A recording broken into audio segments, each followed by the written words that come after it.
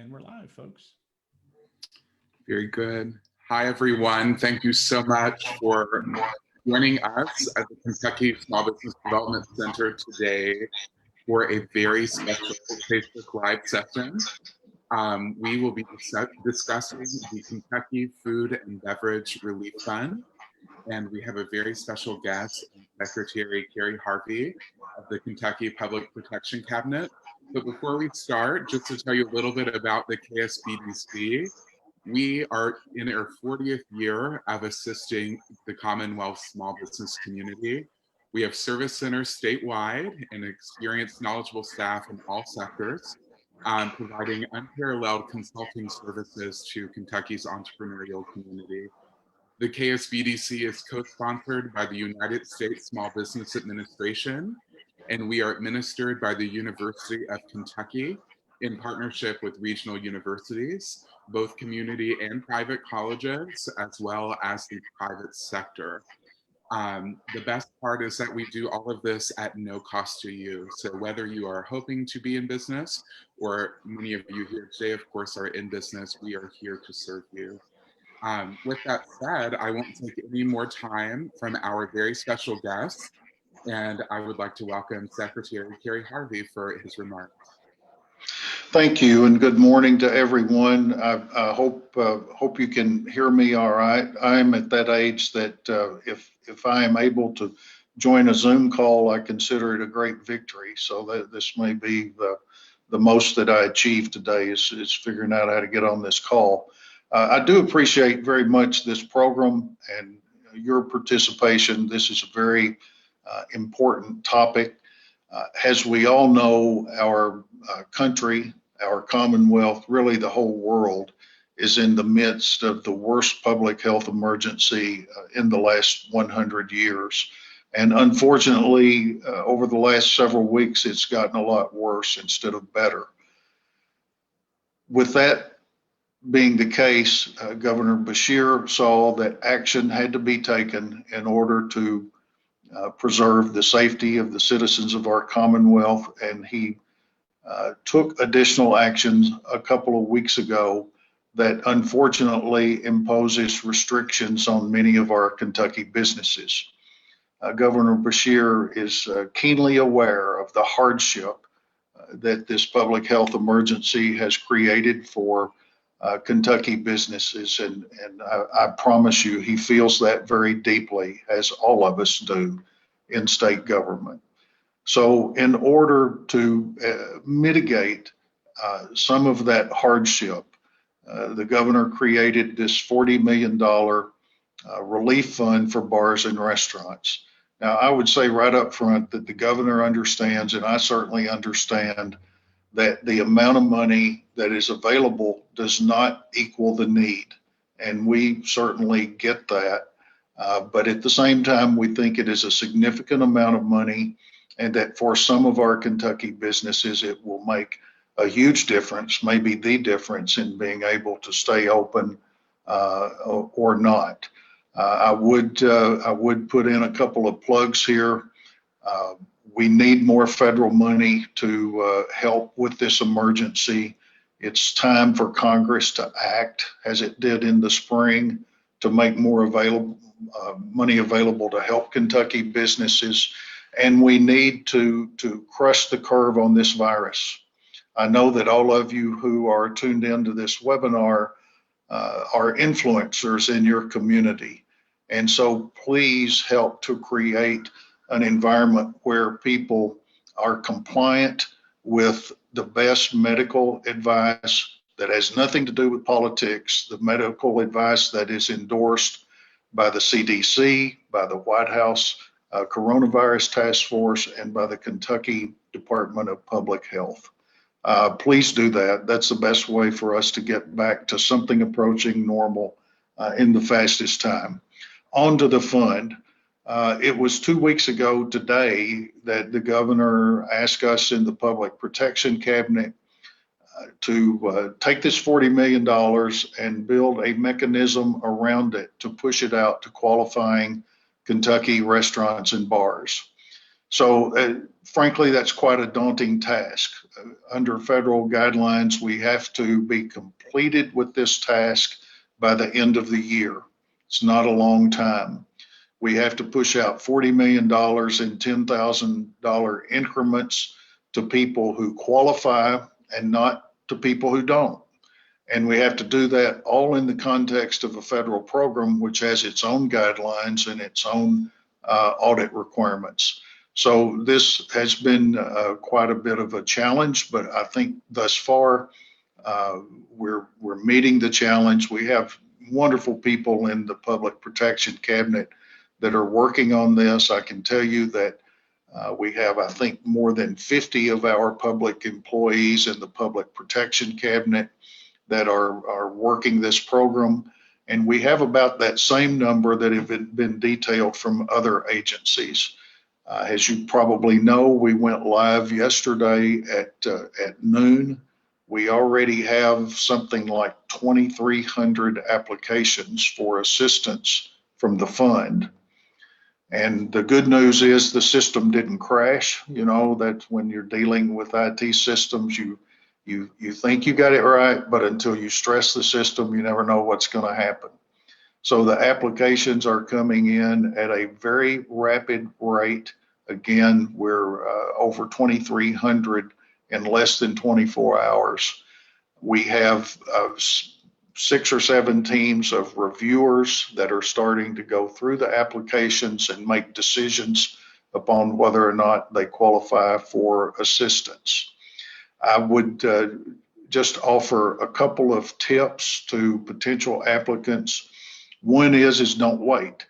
We don't know what the pace of applications will be, but if it continues as it is, the fund could be oversubscribed rather quickly.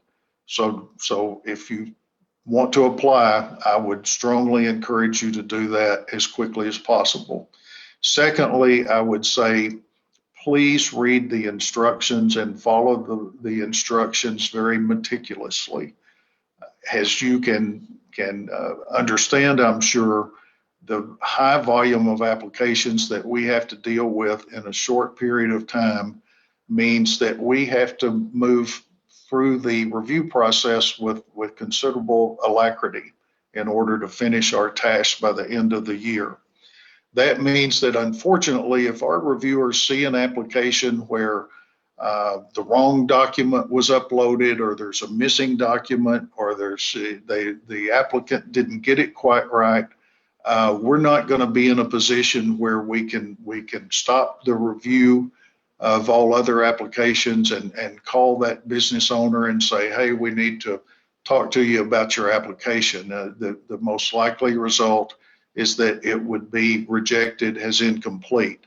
We certainly don't want that to happen with anybody that needs and deserves this money, but just the logistics and the federal program deadlines almost dictate that result. So please take the time to make sure that you have carefully read and followed the instructions.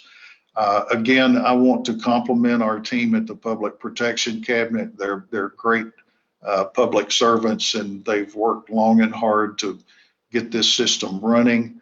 I want to express to all of you all, both for myself and particularly for Governor Beshear, that we understand that these are very difficult times. We appreciate everything you're doing in your community to help get us through this. And with that said, I'm happy to take any questions you might have. Secretary Harvey, we thank you so much for being here.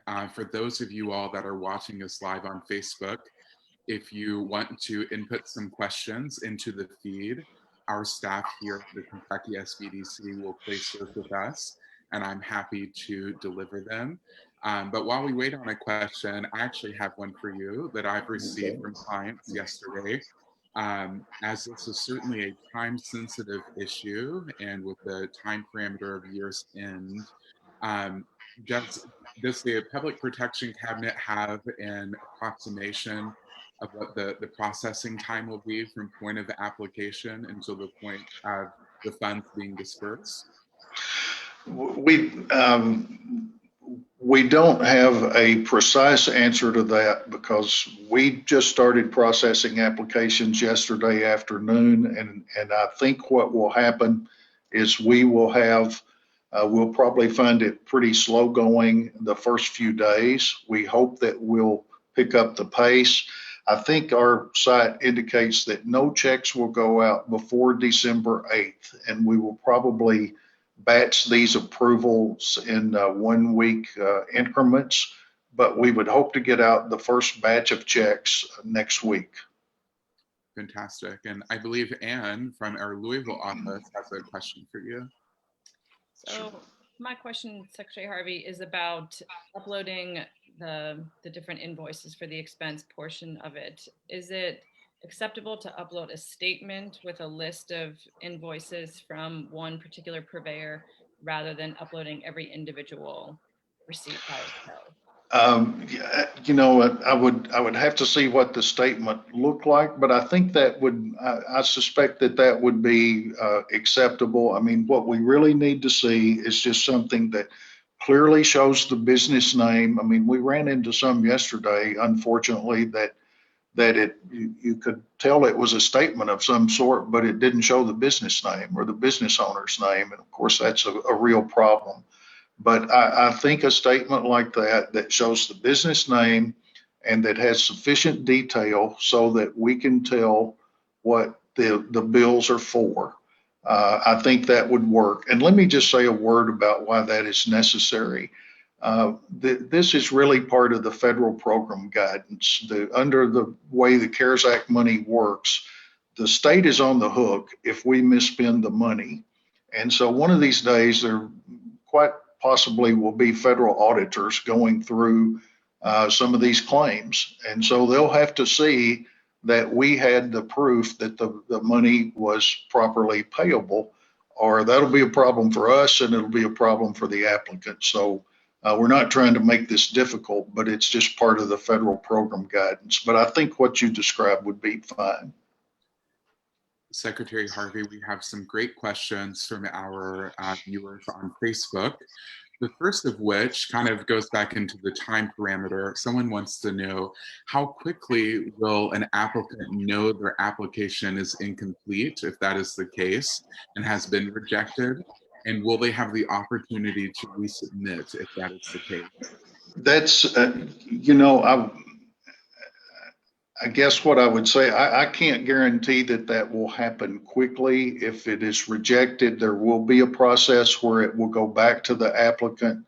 But here's what I'm afraid is going to happen. By the time it goes back to the applicant and the corrections are made, the fund may be oversubscribed. Because of the volume that we're dealing with, and again, if we had more time, we would set this up differently. But because of the volume and the time constraints, if we see an incomplete application, I hope our folks here can understand that we can't stop processing all the other applications in that reviewer's queue to spend, you know, a lot of time on that one application, because we're concerned that will prevent a whole lot of people from getting money instead of just that one. So if it's an incomplete application, it'll be put to the side to be dealt with by a different group of people, but there may be a considerable delay there. And that's why I emphasize that it's really important to be meticulous in how you put your application together. If it's incomplete, the most likely result is you're not going to make it. That's very sound advice. Kind of following up on that, in a restaurant and or bar owner in Kentucky says that they have already uploaded and applied. Is there a way to go back into the application itself to submit more documents to ensure, maybe to over document, if you will, to ensure that they have everything? I know that I don't know the answer to that. I know that there is a way to follow the progress of your application. I think you can see if it's in review, if it's been adjudicated, that sort of thing. But frankly, I don't know if you can reopen your application. I expect that is not the case.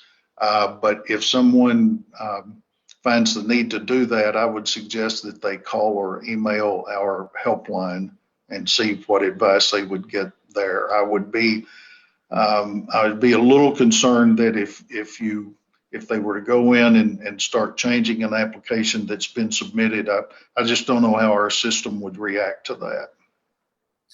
Very good. Secretary Harvey, it's 10:15, which is the time we promised you, but we want to thank you so much for taking time out of your very busy schedule. We're very appreciative of the Kentucky Public Protection Cabinet and everyone at the state working very hard for our restaurant and bar owners. So thank you for being here. Well, thank you. And again, I appreciate the invitation. And look, it's my privilege to be here. We work for you all, and we know that you're going through difficult times, and it's our honor to be of service in this way. Thank you very much. Thank you. Have a great day. So thankful that Secretary Harvey was able to join us this morning, and I'm sure there were more questions, but as they were very busy, time is limited. But now you will get to hear from us here at the Kentucky Small Business Development Center. My name is JC Phelps, and I'm a business coach out of the London office. And I am very connected to the food and beverage industry in that I'm a business owner in the space. I'm a food and beverage writer. I also work in the tourism writing space here in the States. So this is an industry very near and dear to my heart. We have two team members that were unable to join us, Tanya Parsons and Aaron Harned, but they are great resources here on our restaurant specialist team as well. I'm going to hand it over to Valerie to introduce herself.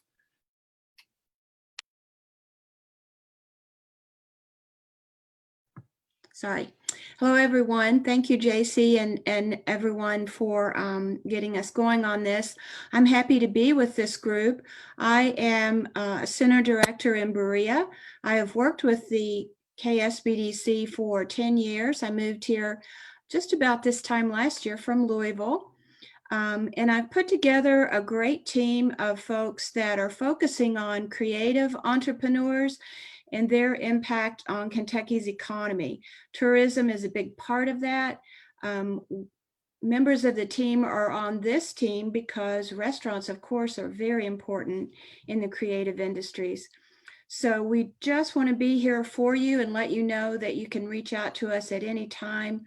All KSBDC coaches are here to serve you, just like Secretary Harvey mentioned with his cabinet.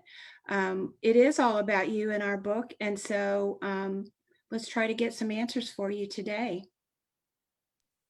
Thank you, Valerie. I'm proud to be a part of the team that she was discussing.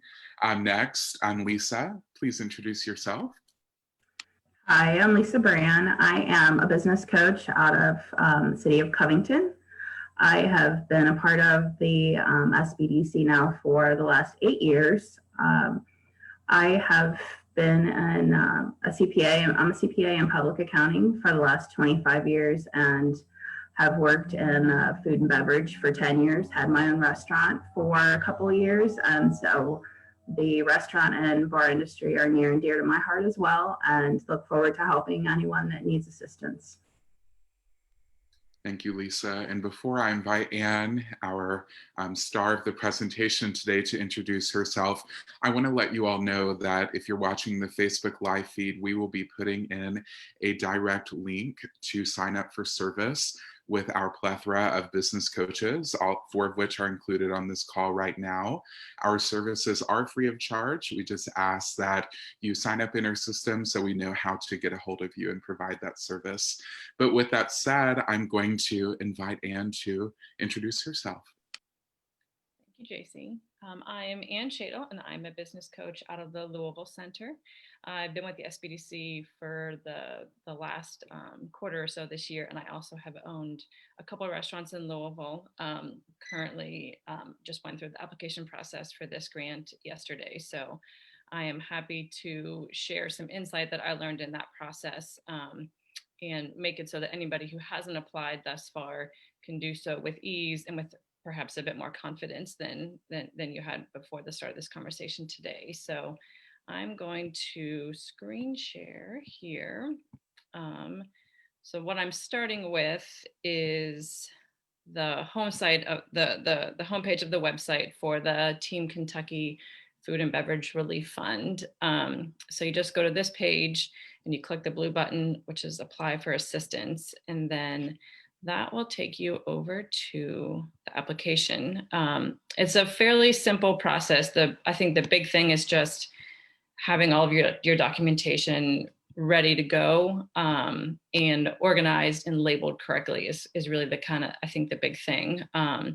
So this here, just for anybody who hasn't gotten a chance to write this down yet, this is our contact information at the Kentucky SBDC. So if you send a message to us here, regardless of where you are in the state, we will connect you with the appropriate center and get you some relevant assistance. So write our information down before we hop on here.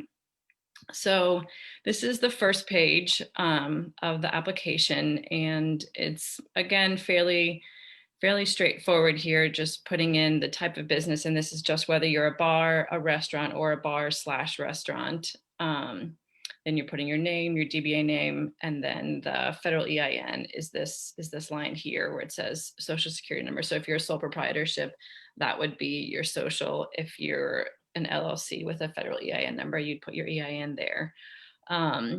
So then the question down here, do you have a drive-through facility?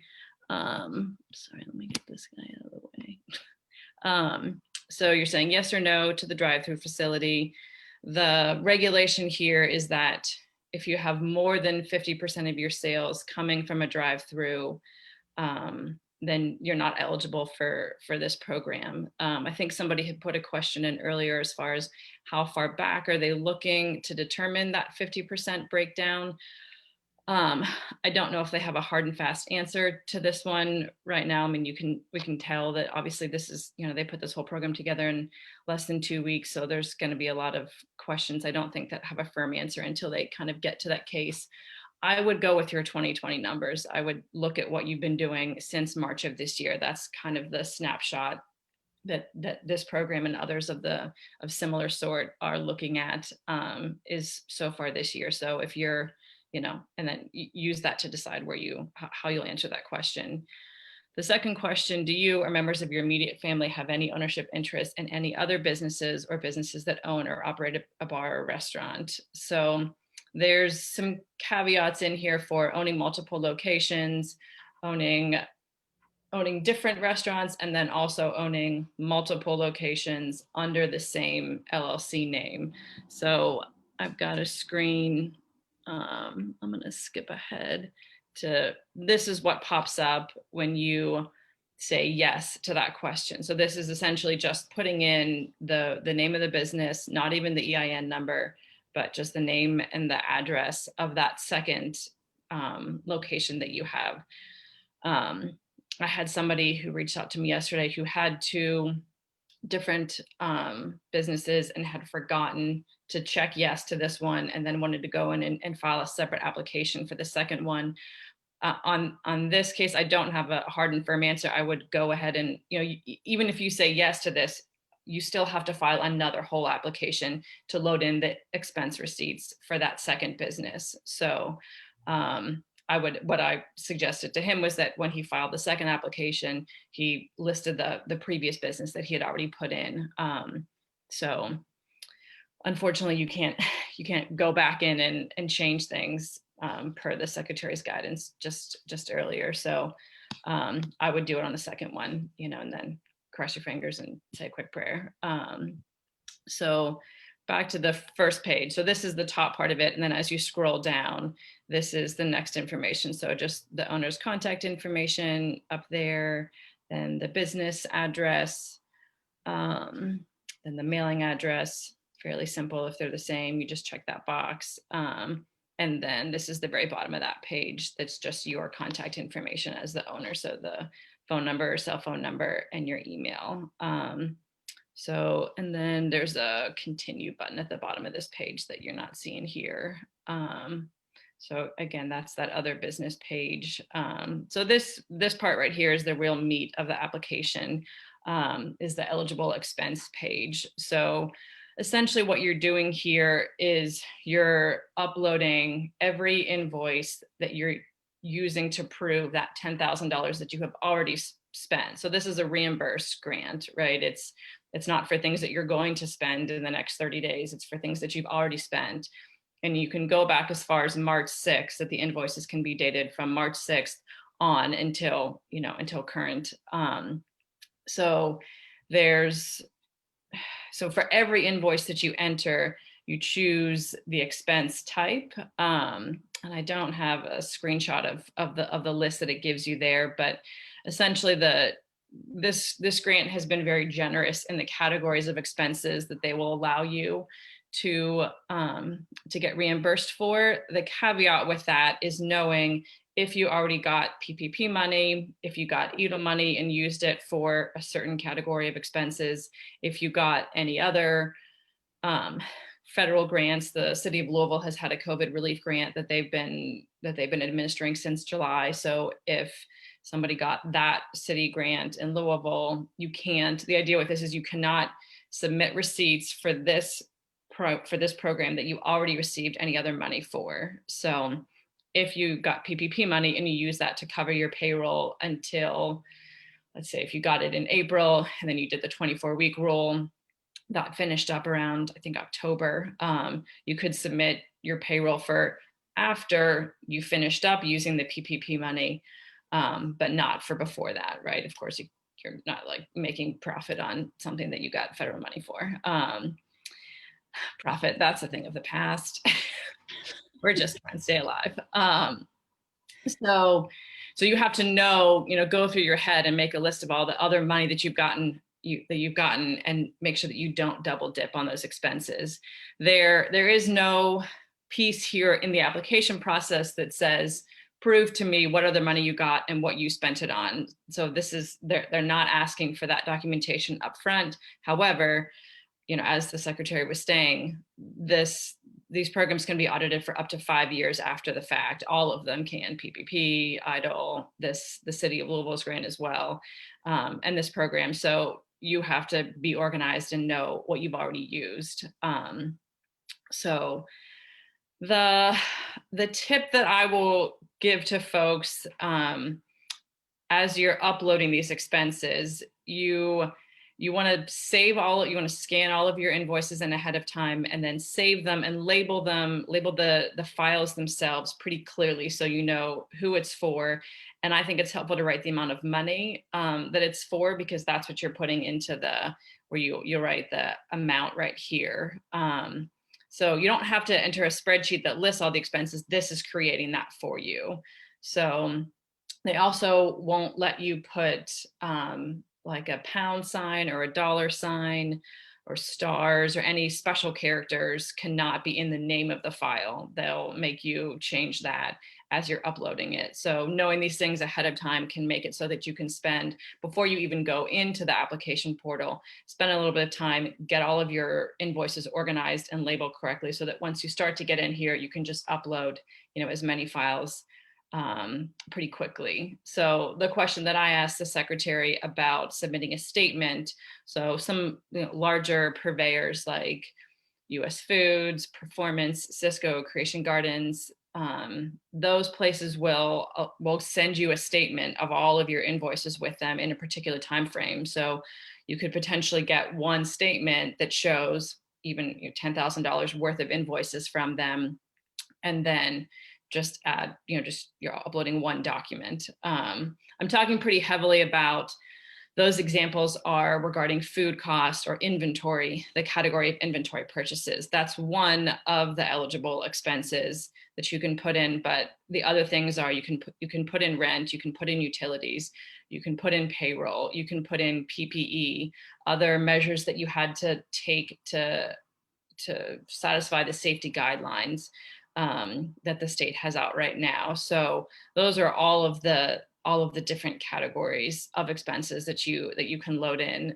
I'm talking about inventory and food cost ones in particular, because those are the ones that you know, at least the grants and other federal programs that I'm aware of, nobody else has let you use grant money for food purchases, for inventory purchases. I'll say food, and then I should also say liquor purchases as well, because that, you know, for bars, they obviously wouldn't have food purchases, they would have their liquor cost.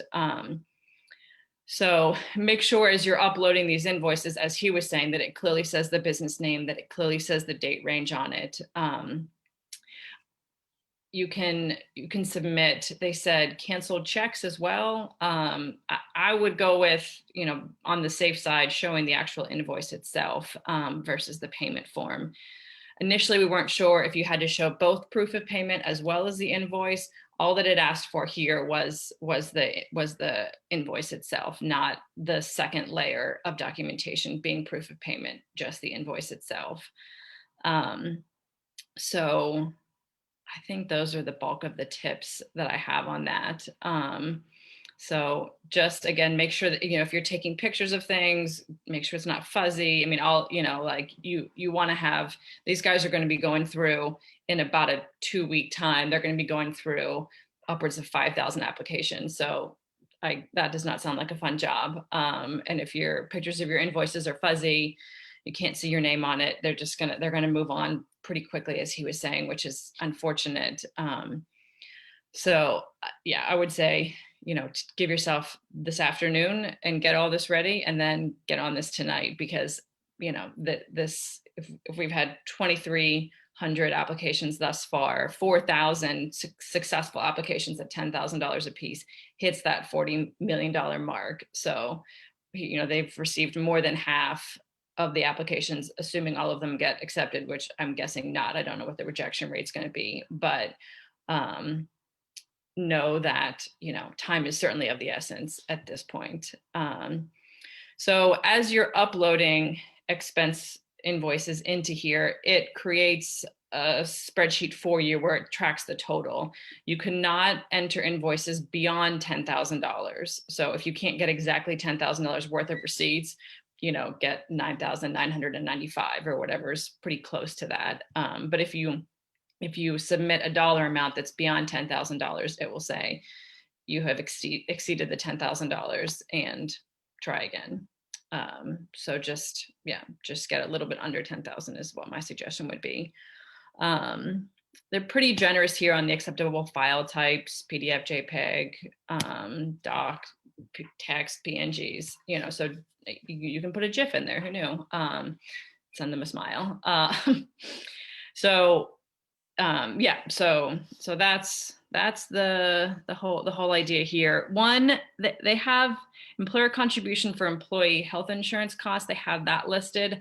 I had somebody ask about business insurance. That is not something that has been specified here, about getting business insurance covered. So in that case, I wouldn't do it.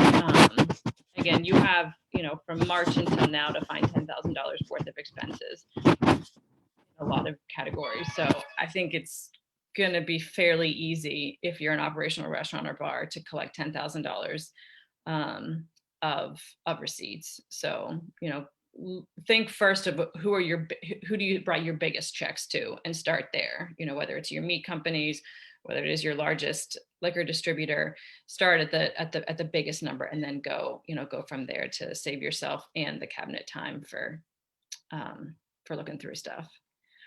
So once you've completed this, then you'll hit continue and go on to the next screen, which is the uploads page, where you're uploading your liquor license, your food service permit, and then a picture of your bar or restaurant. You can see here that there's not a red star next to liquor license, because some restaurants don't serve alcohol, and so thus they wouldn't have that.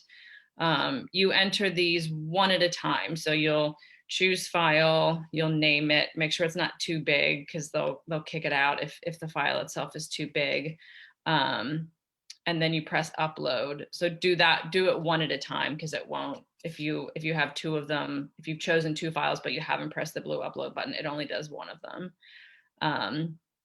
Food service permit is the next one.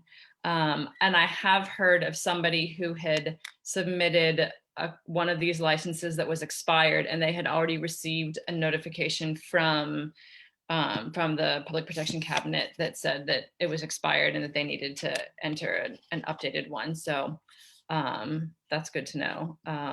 If you don't have your food service permit or a copy of your liquor license, you can get your state one. You can get your state liquor license on the state website. Just go to abc.ky.gov and you can look it up on there. Then the picture of your bar or restaurant. So, here the idea is that this grant is not eligible for food trucks. It's not eligible for caterers. The idea is that it's for people who had indoor dining and who now cannot have indoor dining to help supplement that. So if there's a lot of gray space with some of these business models, just, know that that's what this is for. And if you don't have actual seats, if you have a catering kitchen in the back of your place and you have a cafe in the front and you've got seats there that are now limited, okay, that's functioning as a restaurant. One portion of your revenue stream that's fine. But if you're renting a commissary kitchen at some other space and you don't have your own brick and mortar spot that has tables and chairs, then I don't think that they would accept somebody, because again, you're putting in a picture of what your bar or restaurant is, and I'm assuming that this is what they're doing with that, is proving, did you have seats that people cannot sit in now because of this recent order. So just upload those 3 documents, and then the next page is the certification page, which this is essentially you signing and saying that you have been closed to in-person indoor dining. Read through all of these things. And then this is just the second half of that page where you put your signature there, you hit agree, submit the claim, and then the next page is success here. So it gives you this link where you can go, as has been referenced so far on this conversation, that you can go and check on the status of your application by checking back on that link there. So all in all, if you have your receipts organized and labeled correctly, I had several clients respond by 12:15 yesterday and say, wow, that wasn't terrible. I got all that stuff in there correctly. So having, larger invoices, having them labeled correctly, and having fewer that total that $10,000 is going to make the whole process a little bit smoother. So I know we're going to get to any questions that have come up. I'll give just, I'll sort of deviate from this conversation just briefly about this particular grant process. So certainly this is important for any bar and restaurant that fits into this category to apply for this immediately. In addition to that, the question of how do bars and restaurants survive right now is something that the Kentucky SBDC can be a real partner in helping to answer that question. Bars and restaurants, particularly restaurants, run with very slim margins to begin with. And so you can't really afford to be not making as much money as you possibly could, or losing money in all the kind of secret ways that if you're not paying attention to things, if you don't have good financial reports, if you don't have a good coach that can help you interpret those things, that it's a hard business to make work in a good time. And so in this moment in time, it's a particularly hard thing to do. So I really can't say enough that working with people like the Kentucky SBDC and the coaches that we have in our network is of utmost importance. With my restaurant, I've had it for almost 15 years, and I've had a coach with the Kentucky SBDC for a long time, and that truly contributed to some of the success that we have experienced. So write down our number and reach out to us. So I'll finish my plug, and JC, I will let you go to any questions we've got. Thank you. We are getting some great questions, and if you were watching us on Facebook, please feel free to drop any of those for us, and they will be communicated to us. Prior to starting this Q&A, I want to thank again Secretary Harvey for being a part of our first Q&A, and the University of Kentucky College of Agriculture greatly assisted in facilitating that conversation with him. So we're very thankful for them. But the first question I have for you, Anne, that I think is a great clarification point, you mentioned it is easier to upload, say, if you have one invoice, for ease and speed that totals 10,000, but that isn't the case for many. So Tim wants to know, he said he was a little upset over the fact that he can only apply for the full 10K if he has one invoice, which is not the case. But going forward, he has many expense types such as payroll, product, lease, utilities that can go into that. So my understanding is you can add multiple expenses, correct? Absolutely. Yeah, and I'll hop back over to this page. So you would enter these, fill in the three things here. So choose the expense type, fill in the amount, and then choose the file, and then you press add expense. And then what happens next is it starts a spreadsheet where it's listing all of that information. And then you just go back to expense type and you add your next one, expense type, put in the amount, choose file, and add expense. And then it just continues to create this list going down of documents that have been uploaded and labeled accordingly. I think that was a great clarification. I'm so glad Tim sent in that. But as you said, it is best practice, certainly, if you can do it, kind of in a one and done. That is fabulous. On the same tune, in talking about expenses, Dave had a question about payroll. So if you are hoping to have a reimbursement for payroll here, he wants to know, what does one need to show for payroll? Is it a payroll report, or what sort of documentation would you all recommend? I would do a payroll detail report. So that is given the assumption that you have a payroll provider, which some people do, some people don't. If you work with an ADP type of company or Paychex, they'll provide you a payroll report. And so I would, if you have access to that, you can pull reports on those with those providers for beyond just one pay period. So you could say, okay, I want to pull a payroll report for the last 3 months because that amount of money equals $10,000 if you haven't used PPP money for it already. So that would be one option if you do work with one of those kinds of companies. If you don't, I would you would need to submit some kind of timesheet.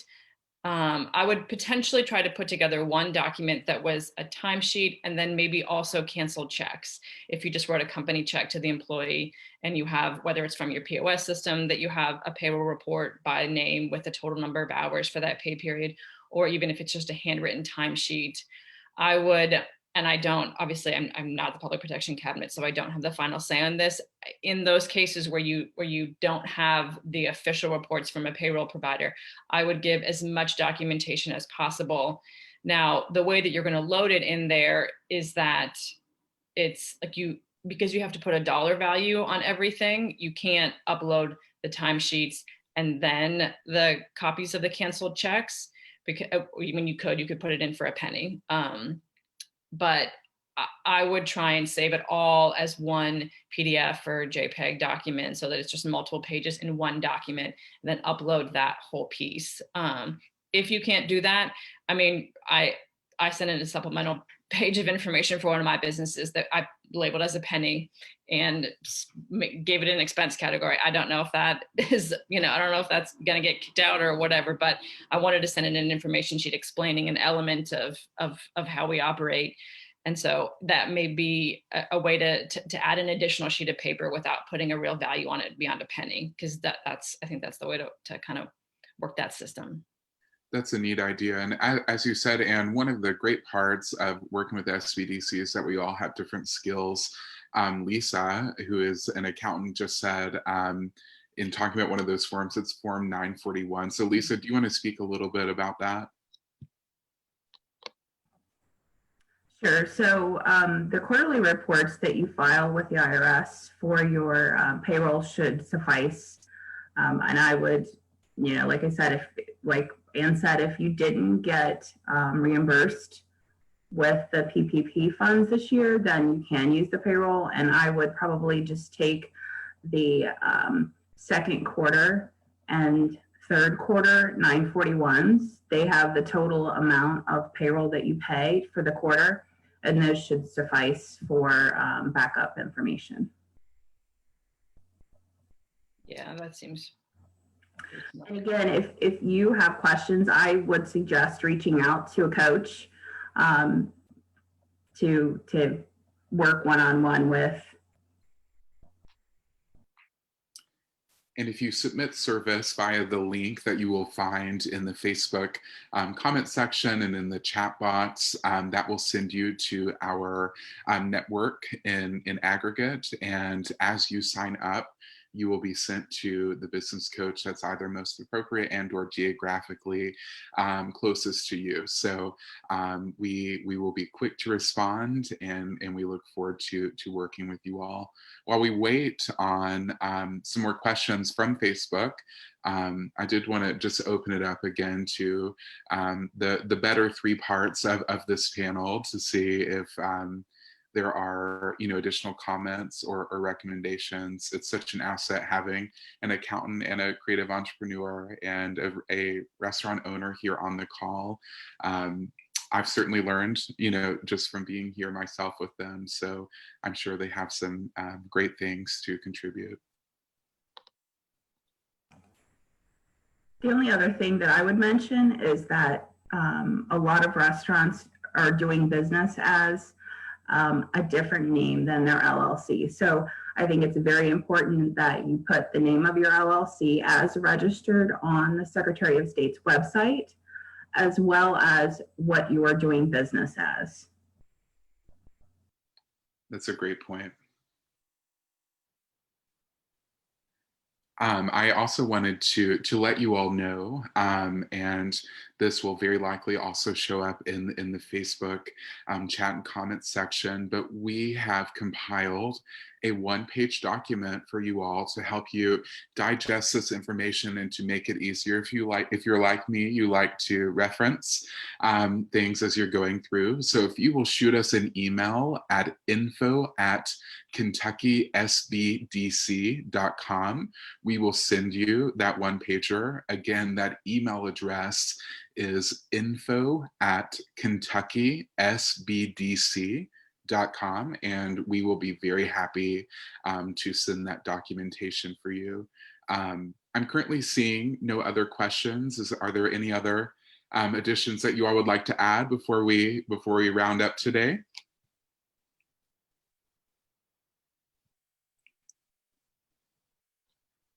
I believe the crowd has gone quiet. Unless another one pops in, I did want to tell you all again, thank you so much for joining us for this special webinar and live session with the Kentucky Small Business Development Center. We are here for you. We are public servants, and we all believe in the Kentucky small business community.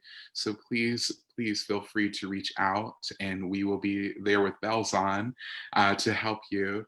Again, I want to thank Secretary Harvey for joining us, and immense gratitude to the UK Cafe, the University of Kentucky College of Agriculture, Food and Environment for helping us get him on the call. That was certainly advantageous by my view. It's always great to hear from the person in charge. Otherwise, as for what to do, reach out to us and get your documentation ready. Hopefully these tips will prove to be very valuable for you. And if you have questions along the way, we're here for you. So we hope to hear from you, and we hope to have great success in you all achieving your funds through this relief program. Thank you all.